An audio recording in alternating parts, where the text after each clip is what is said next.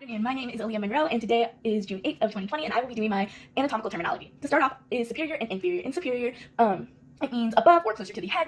An example of superior would be your heart is superior to your liver. Next is inferior.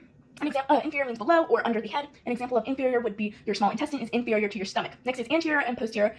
Anterior means the front or towards the front of your body. An example of, anterior would be your ribs are anterior to your spinal cord.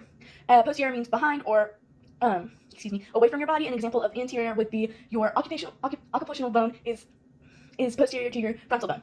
Next is proximal and distal.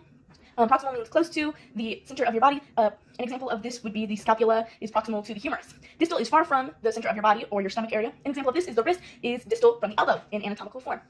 Next is medial and lateral. Lateral is away from the center of your body, or the midline of your body. An example of this is your lungs are lateral to your heart. Medial is towards the center or closer to the center of the body. An example of this is the trachea, where your windpipe is closer to the clavicles.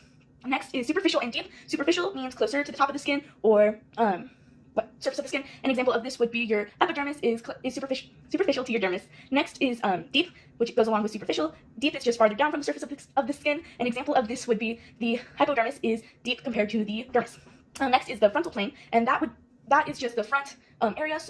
So an example of the frontal plane would be if you cut from here to here and just focus on this area. Next is the transverse plane. An example of this would be the midsection or cutting something in half. It is also referred to as the horizontal plane because you cut in a horizontal line when you're looking at the transverse plane. Lastly is the sagittal plane. An example of this, the sagittal plane refers to a specific side or cutting from here to here. An example of that would be my side profile.